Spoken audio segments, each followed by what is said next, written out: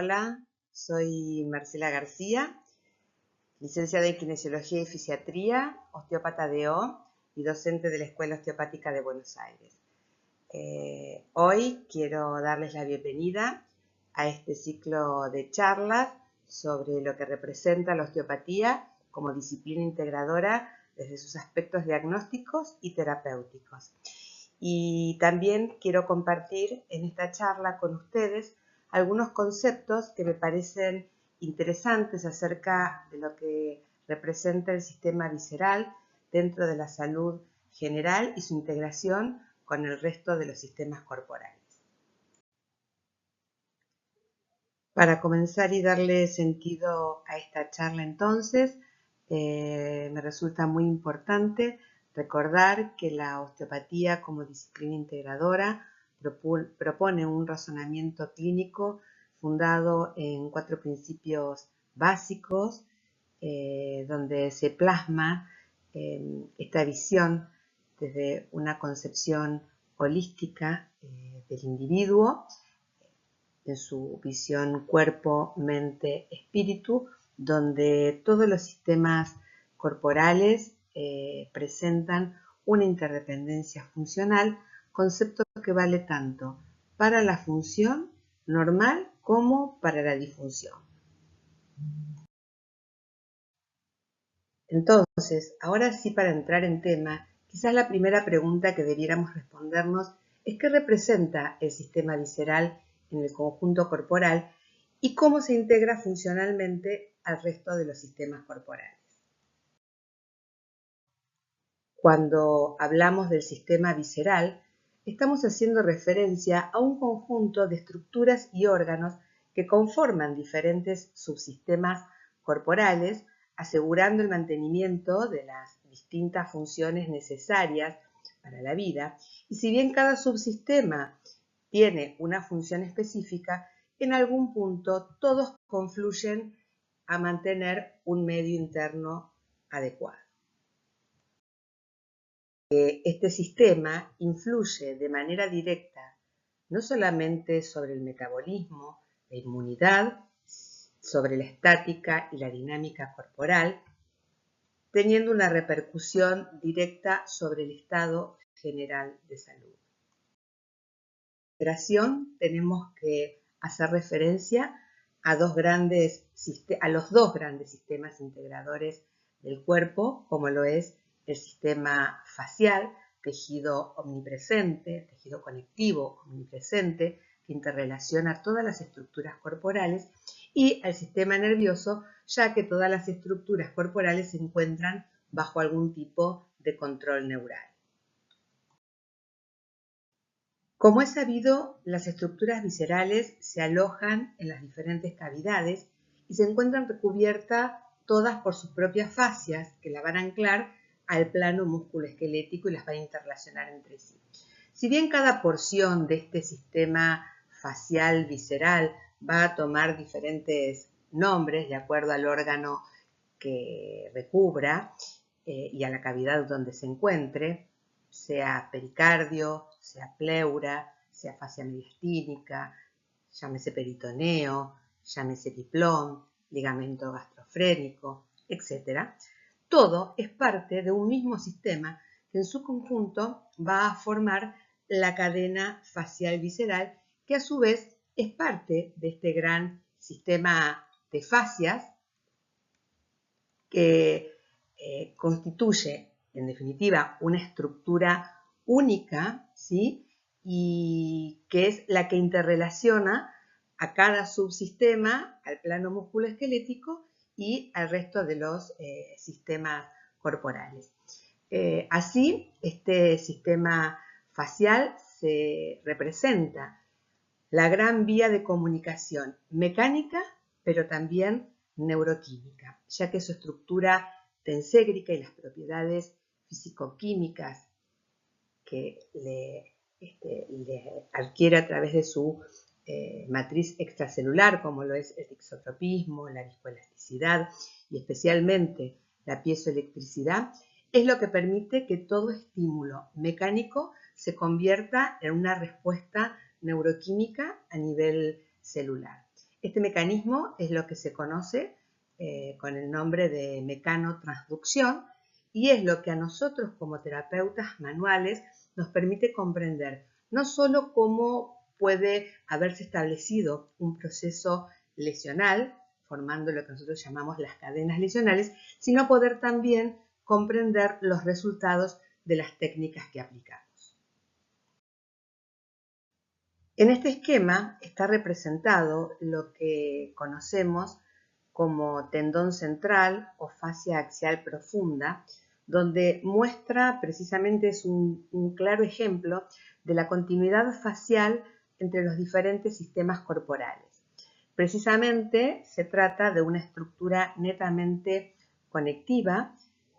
formada por fascias pertenecientes al sistema visceral, al sistema musculoesquelético y en continuación intracraneal y a nivel de las cervicales altas con el sistema neuromeningio representado por el plano vertical de la hoz del cerebro y de la hoz del cerebelo.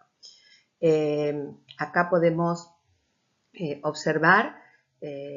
cómo a nivel del tórax las fascias pericárdicas en continuación con los ligamentos externo-pericárdicos, vertebropericárdicos, ¿sí? Se continúan a nivel cervical por las fascias que envuelve todo el tubo visceral de la parte cervical, todo el tubo laringofaringio, que va a ir a insertarse a nivel del tubérculo faringio del occipital y, como dije recién, en proyección intracraneal con el sistema vertical meningio. Por debajo tiene una continuidad facial a través del centro frénico y desde ahí se continúa con la porción fibrosa de los pilares del diafragma, continuándose con la fascia ilíaca y terminando a nivel del suelo pélvico. Y en un plano más superficial,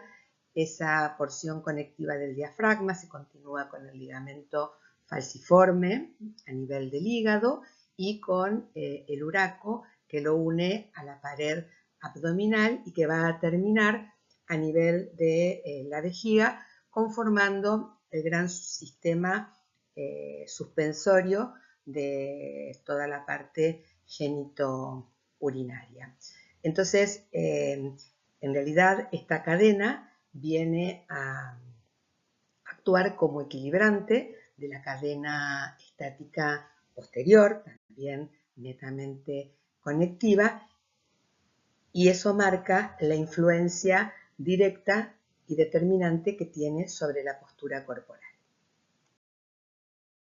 Un concepto importante desde la perspectiva osteopática es comprender que cada víscera, que cada órgano está recubierto por sus propias envolturas cerosas que no solo le van a aportar la nutrición y la protección, sino que van a determinar entre el plano musculoesquelético o entre otras vísceras verdaderos planos de deslizamiento, conformando entre las vísceras también verdaderas articulaciones viscerales, lo que va a permitir una cinética específica a cada órgano que es indispensable que ese órgano lo tenga para que pueda cumplir con su función correspondiente dentro del subsistema visceral al que pertenece.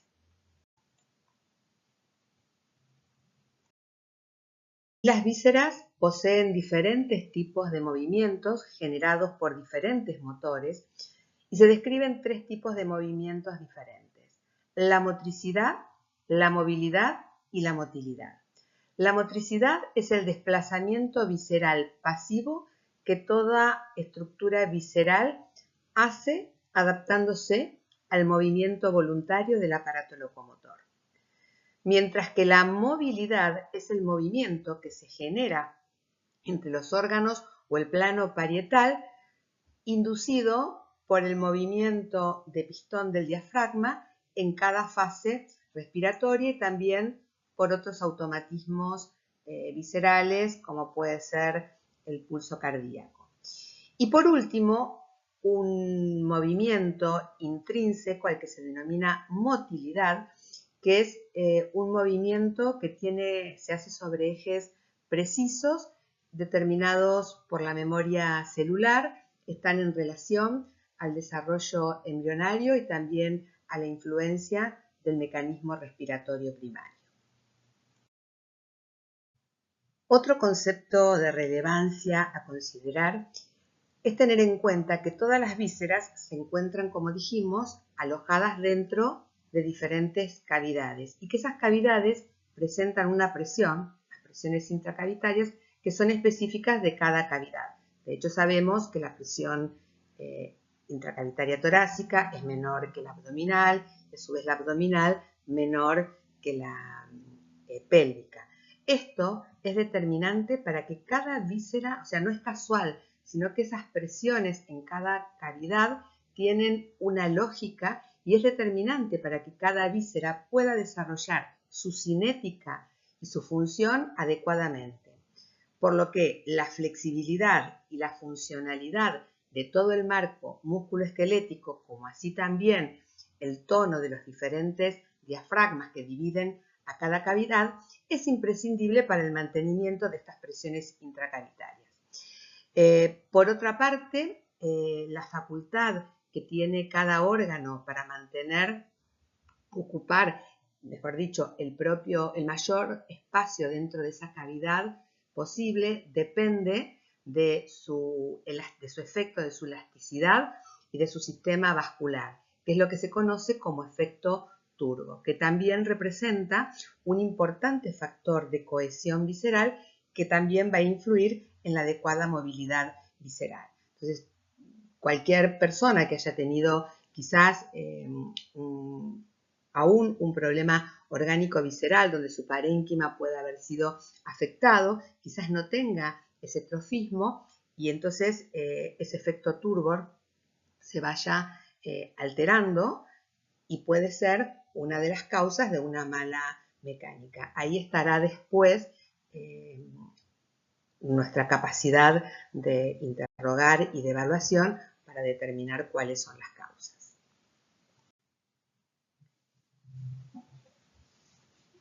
Por otra parte, y continuando con el otro gran sistema integrador, que dijimos que era el sistema nervioso, si estamos hablando del sistema visceral, sabemos que el control va a estar comandado por el sistema vegetativo a través de sus dos ramas efectoras, simpáticas y parasimpáticas.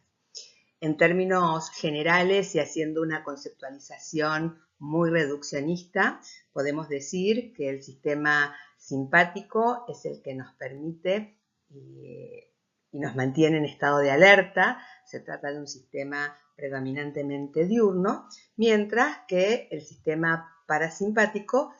es el que actúa más durante la noche y tiene que ver con todos los procesos de reparación y de regeneración tisular. Repito, este es un concepto muy reduccionista. Todos sabemos que en realidad el simpático y el parasimpático actúan durante el día y la noche, solo que tienen predominios circadianos. Lo que sí debemos tener claro es que cuando hablamos de simpático y parasimpático no se trata de sistemas antagónicos, sino de sistemas complementarios que son los que van a determinar el tono vegetativo adecuado a las diferentes circunstancias, constituyendo el buen equilibrio neurovegetativo uno de los factores determinantes del adecuado funcionamiento visceral. Al referirnos al sistema neurovegetativo, por supuesto que no podemos dejar de hacer una mención especial en relación al nervio vago o neumogástrico, hoy tan estudiado, que si bien siempre fue muy reconocido porque era el que aportaba el componente el que aporta en realidad el componente parasimpático en todas las vísceras torácicas y subdiafragmáticas hasta la mitad del colon transverso derecho, hoy también se reconoce por su gran función aferente, ya que el 80% de sus fibras son sensitivas, siendo el responsable de la mayor parte de la función interoceptiva y de esta manera se convierte en un regulador superlativo del tono neurovegetativo general, que hoy sabemos que es determinante de asegurar el buen estado de salud. No obstante, sobre esto ustedes tuvieron una charla muy linda con la doctora Leral. No menos importante es recordar también que la acción de este sistema nervioso vegetativo, tanto simpático como parasimpático, sobre la respuesta visceral, se realiza a través de la liberación de diferentes neurotransmisores específicos y de hormonas que van a estar regulados a través del sistema nervioso central y endocrino, que funcionan de manera indisociable para que se generen las respuestas adecuadas y asegurar de esa manera los cambios alostáticos para la recuperación del equilibrio interno y el mantenimiento de la homeostasis. Estos ejes neuroendocrinos, ¿sí?, son ejes fisiológicos, tanto el eje nervioso simpático como el eje hipotálamo hipofisario adrenal, cuya función es precisamente dar respuestas a situaciones de estrés agudos y funcionan siempre de una manera específica y sincrónica. Este es un término que reviste importancia, el sincronismo. Y precisamente el objetivo principal de la respuesta al estrés es dar una reacción adecuada al estresor por medio de la alostasis, como dijimos recientemente, que va a incluir un aumento de los niveles, ni más ni menos que de oxígeno, de glucosa, de agua y de sodio, es decir, de los elementos necesarios para mantener la energía necesaria a esa situación. Es importante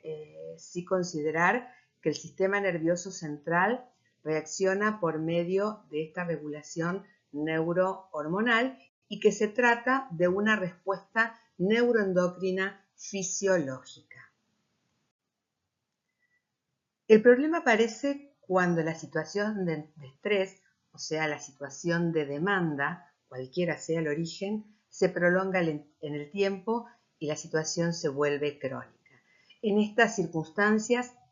hay una pérdida del sincronismo en la funcionalidad de estos ejes, donde hay una activación permanente con una respuesta continua en la liberación de las diferentes hormonas que va a conllevar a una pérdida de la sensibilización de los diferentes receptores,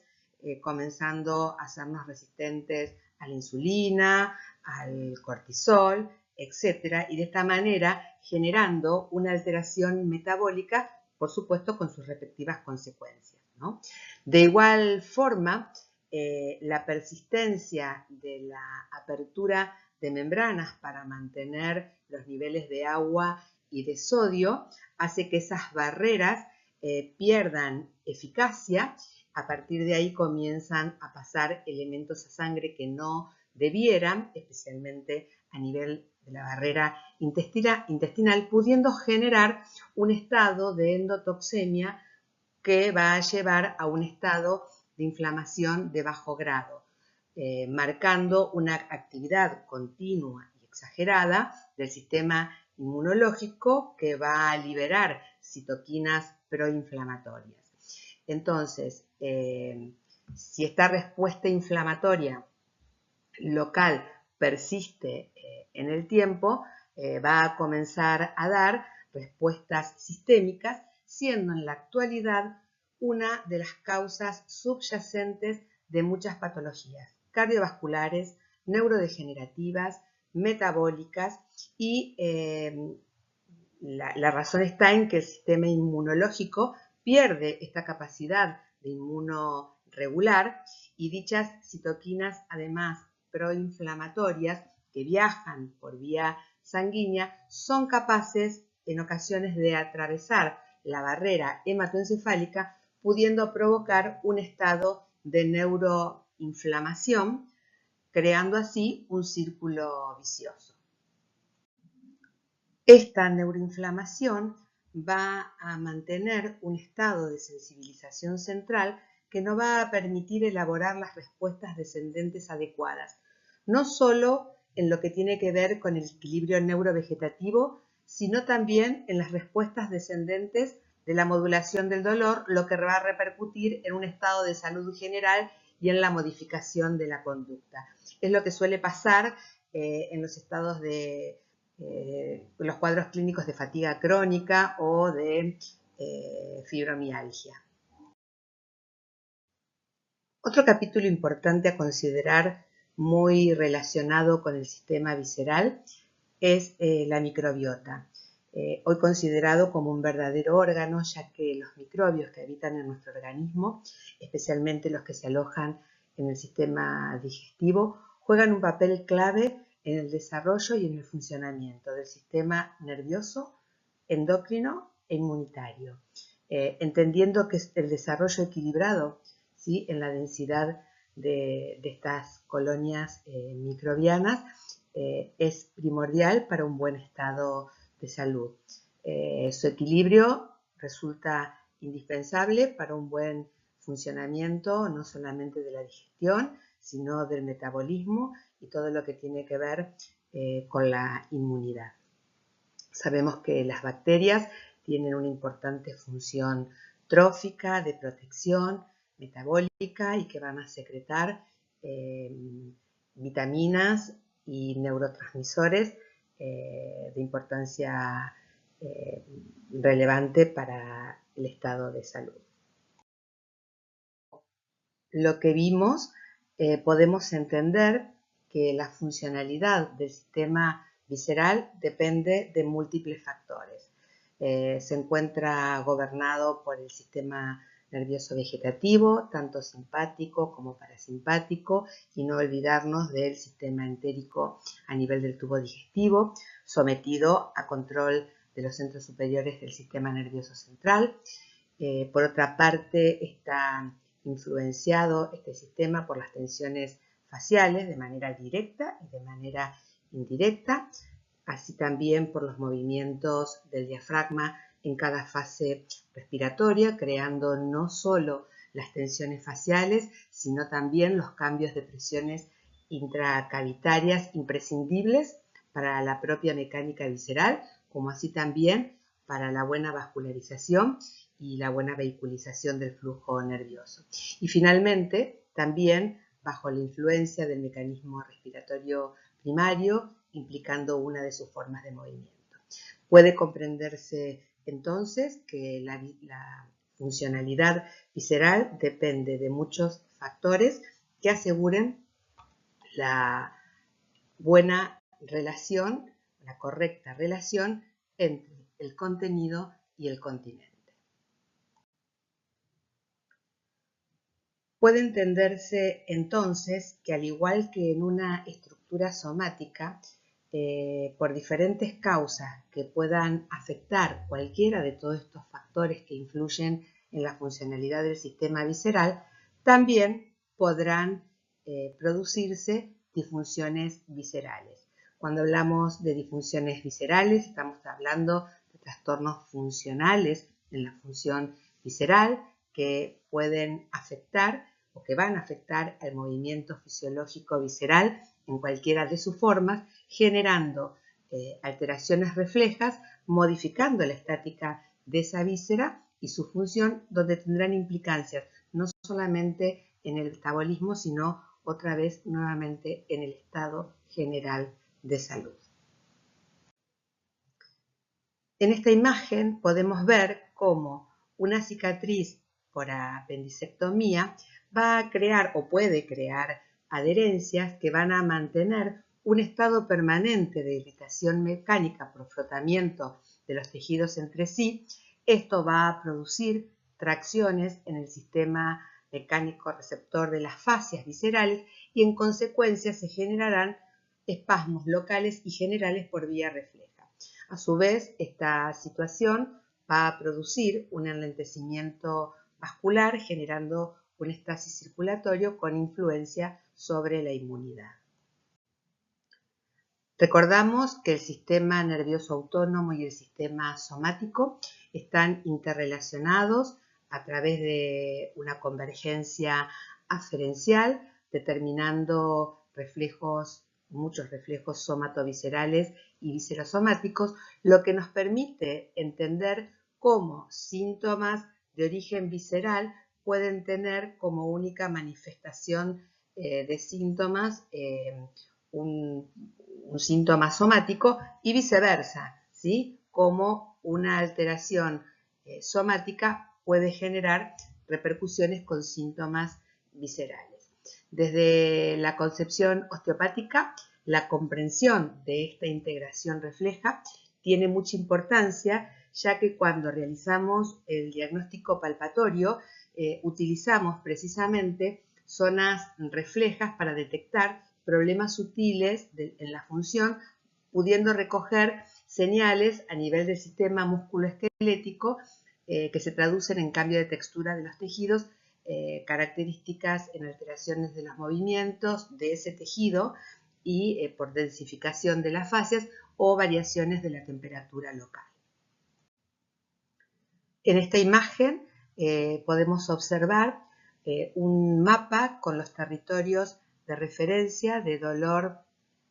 para cada víscera, destacando que el dolor visceral va a tener un patrón de comportamiento específico y que se van a presentar esas zonas dermálgicas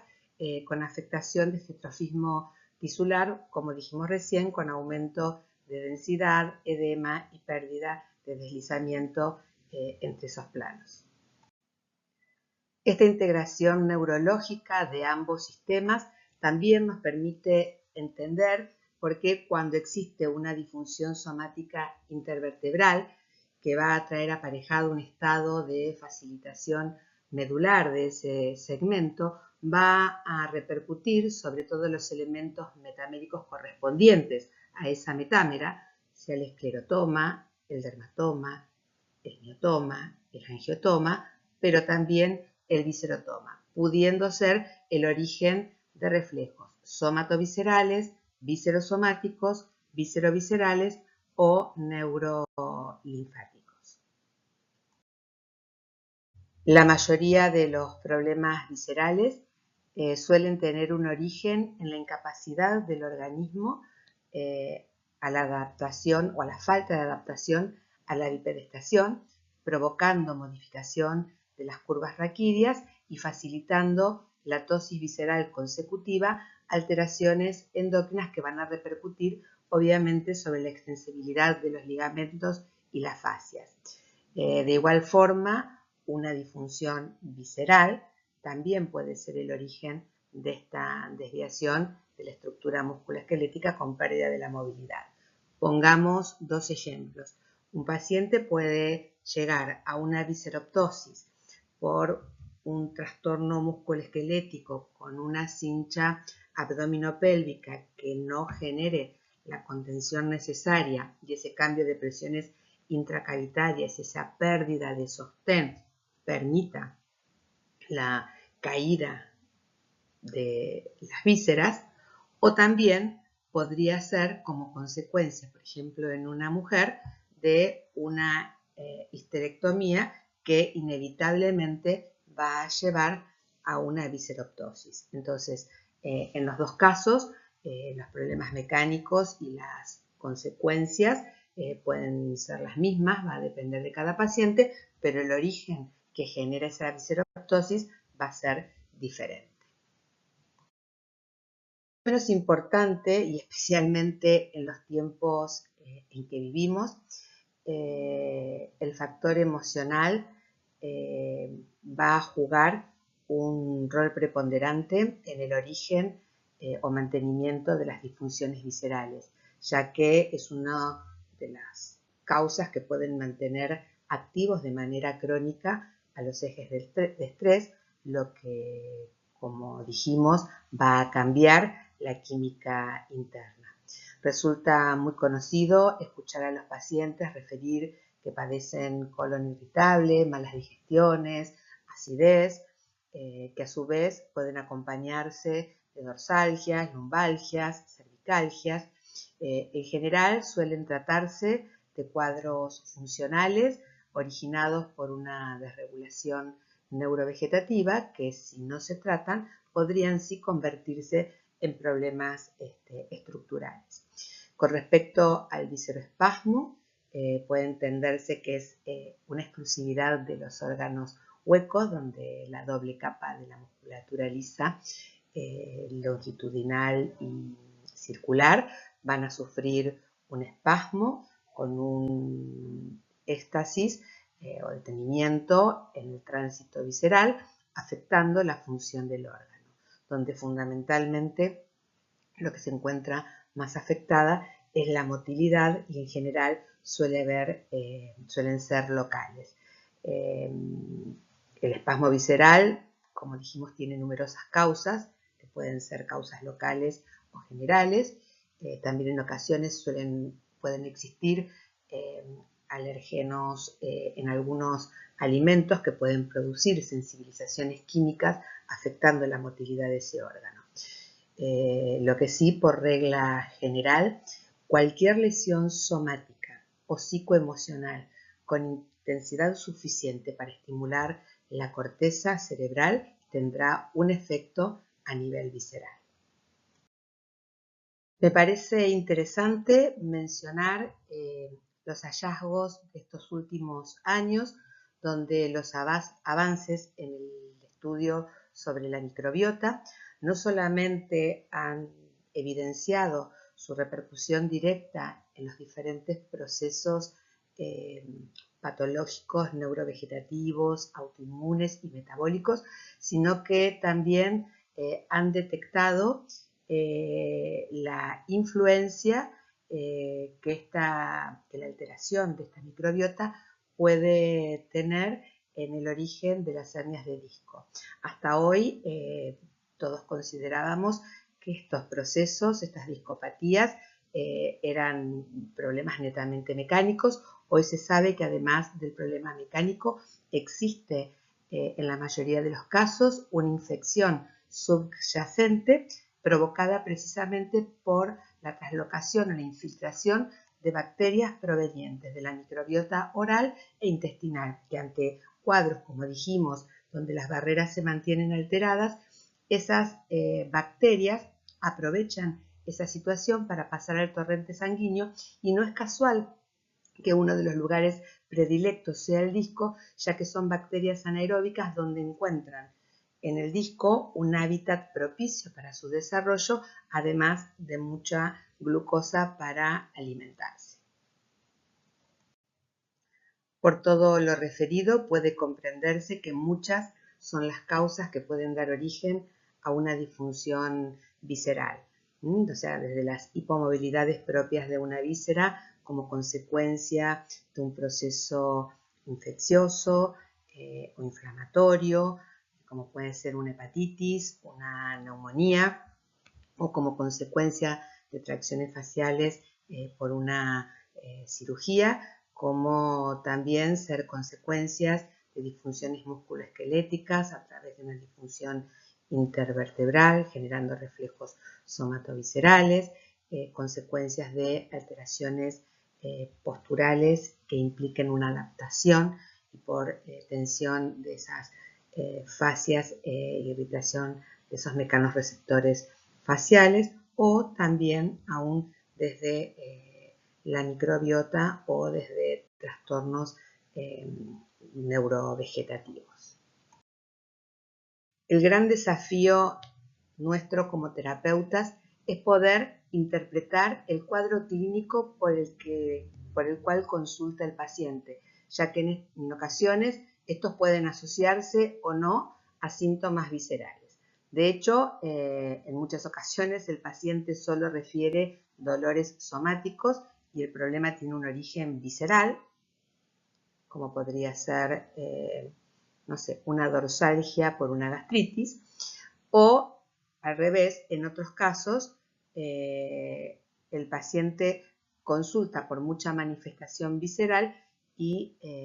el origen está en desadaptaciones en el cuadro músculo-esquelético. Entonces, o de distonías neurovegetativas. Y este es nuestro gran desafío. La razón, una parte fundamental del diagnóstico osteopático, será poder interpretar el proceso fisiopatológico que nos permita dilucidar si el origen de los síntomas responden a un trastorno somatovisceral, a un trastorno viscerosomático o a ambos. Como en todos los casos, cualquiera sea el motivo por el que consulta el paciente,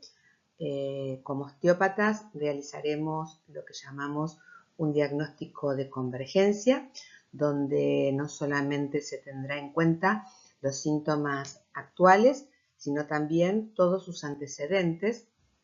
como teniendo en cuenta enfermedades previas, cirugías, traumatismos, situaciones emocionales y también sus estudios complementarios.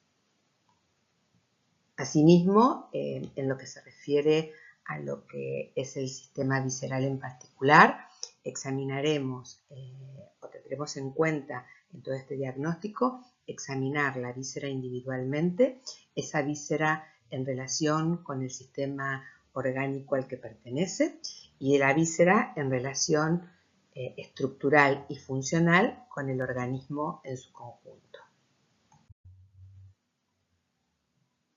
Para realizar este diagnóstico seguiremos el protocolo evaluativo que todos conocemos, donde la anamnesis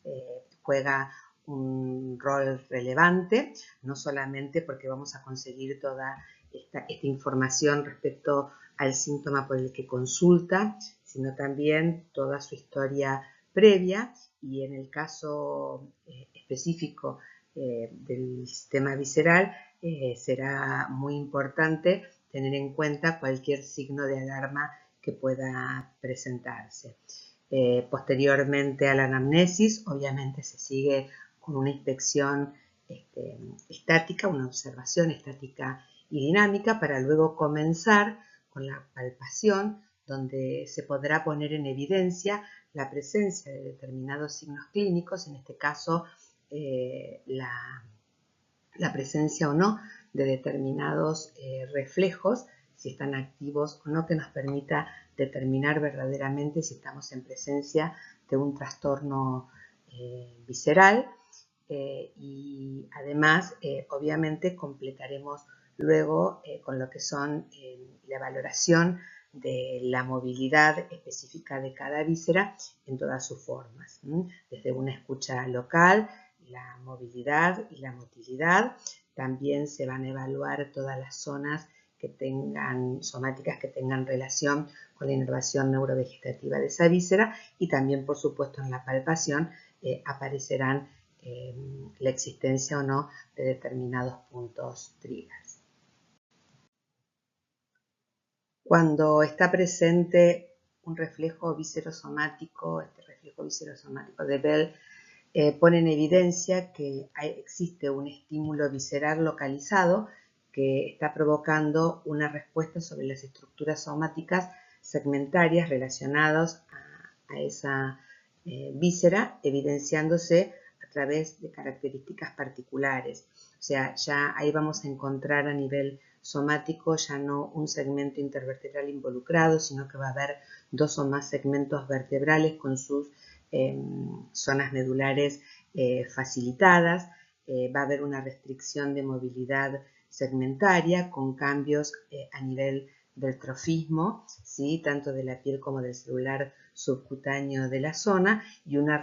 reacción de espasmo muscular profunda en la zona relacionada. Otro reflejo característico que evidencia un proceso viscerosomático son los reflejos neurolinfáticos de Chapman, que se trata de un reflejo viscerosomático que se manifiesta por pequeñas induraciones del tejido celular originados precisamente por un bloqueo de la circulación linfática. Estos reflejos poseen un valor diagnóstico y terapéutico y se producen, o sea, se presentan como unos ciertos granitos de arroz. También hay una cartografía específica de la presencia de esos nódulos en relación a la víscera correspondiente y que se van a manifestar tanto para cada víscera en un punto, en un plano anterior, como en un plano posterior. Se determinan por palpación y una vez diagnosticados pueden trabajarse a partir de un masaje circular. Las dermalgias reflejas de Charicot son otro reflejo que evidencian la presencia de un proceso viscerosomático. Se trata en este caso de un reflejo cutáneo visceral o viscerocutáneo. Se presentan a nivel tórax-abdominal. También existe una cartografía específica para cada órgano. Ponen en evidencia el mal funcionamiento del sistema neurovegetativo y en realidad cuando una dermalgia, un punto de Charicot da positivo, debe evidenciarse a través de lo que se denomina un estado y un síntoma. El estado corresponde a la presencia de edema en el tejido celular, mientras que el síntoma se presenta como un dolor de tipo quemante. Por eso se habla de dermatitis edematosa. Estos reflejos se evalúan a través de una maniobra de pinzado rodado y nuevamente una vez identificado con una maniobra similar pueden tratarse. También, al igual que los de Chapman, tienen valor diagnóstico y terapéutico. El objetivo de esta charla es poder compartir con ustedes la importancia que el sistema visceral tiene sobre las diferentes funciones corporales y de esta manera su implicancia en el estado de salud general.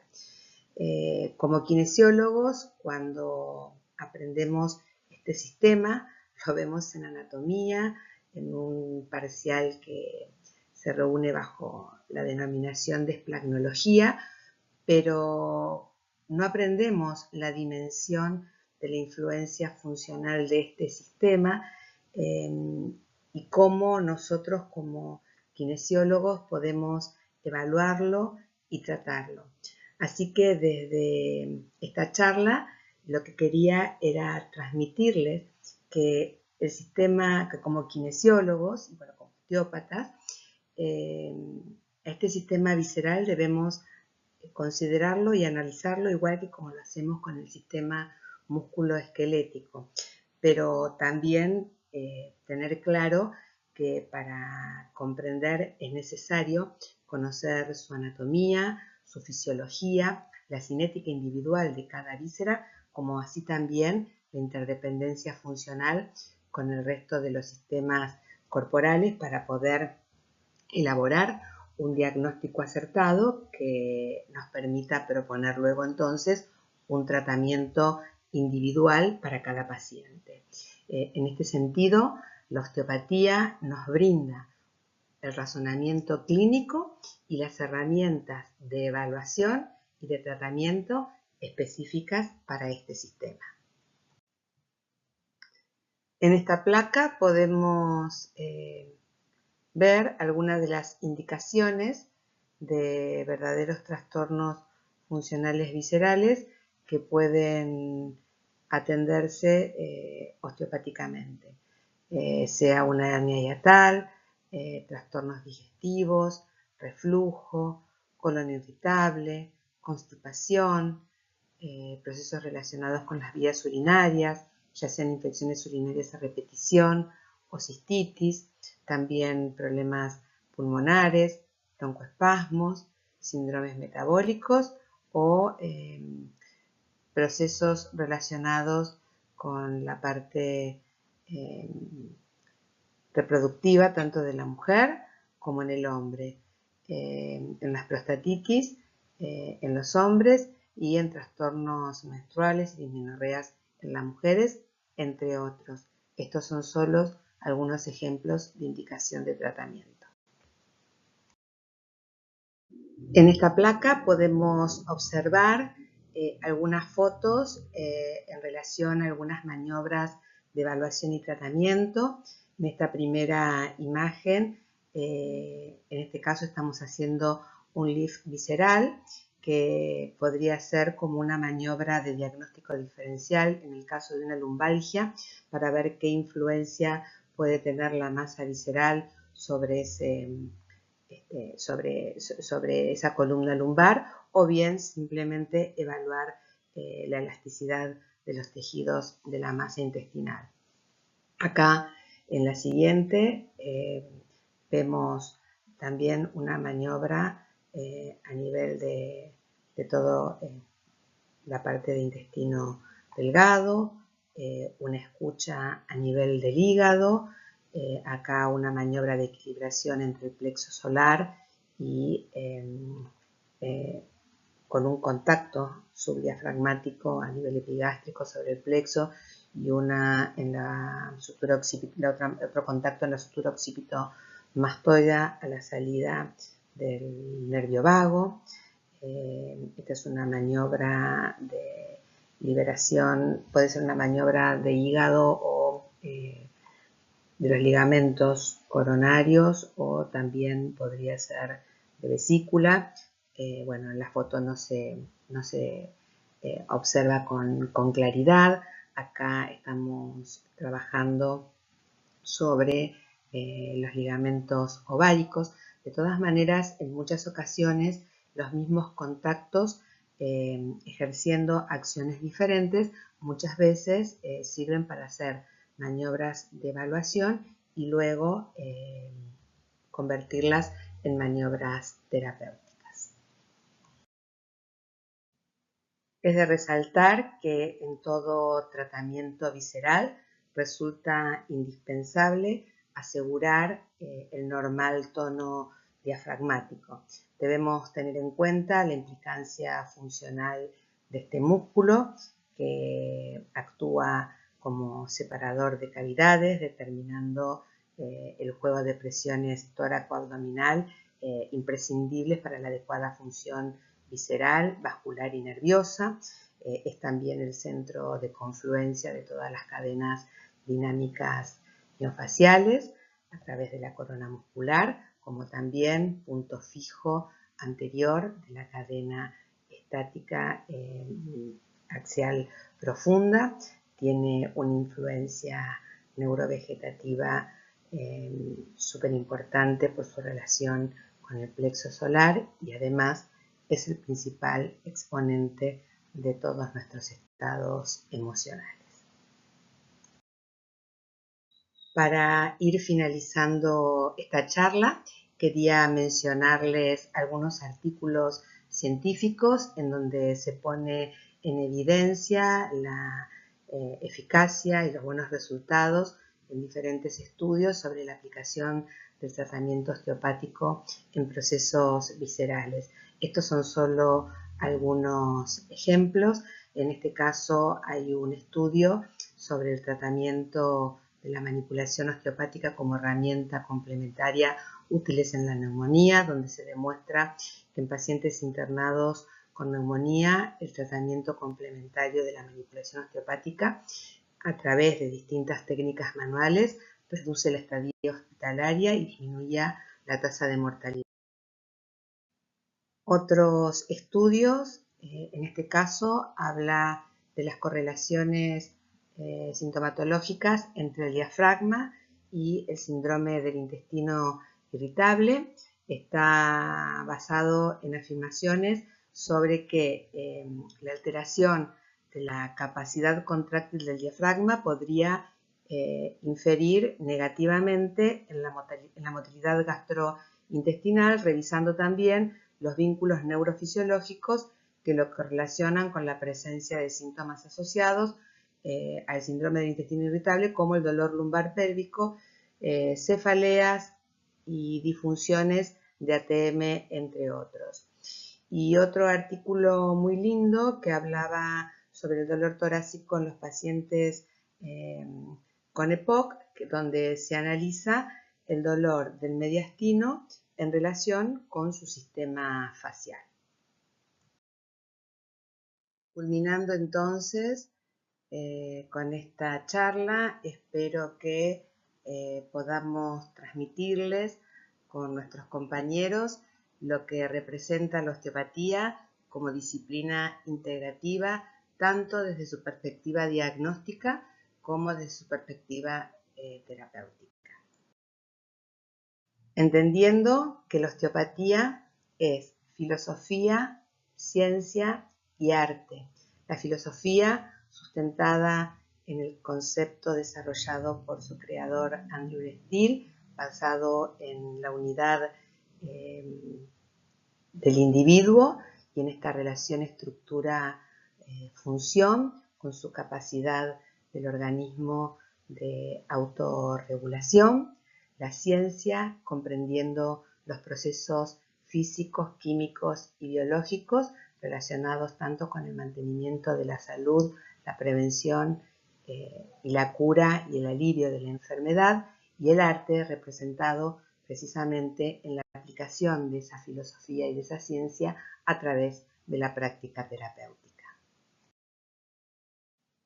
Como decimos siempre, solo puede diagnosticarse y tratarse lo que se conoce, por lo que nuestra única limitación es el conocimiento. Cada paciente es único y por eso hace que cada uno de ellos represente un nuevo desafío en nuestra consulta, más allá de que todos presenten la misma sintomatología. Me gustaría despedirme con este mensaje de Napoleón Hill, que si bien es alguien cuestionado, y no sé exactamente si esto pertenece a él o no, pero me parecía que lo que decía era pertinente para el cierre de esta charla y para nuestra propuesta. No esperes, el momento nunca será el adecuado, empieza donde estés, ahora trabaja con lo que tengas a tu disposición y encontrarás mejores herramientas a medida que sigas adelante. Los esperamos.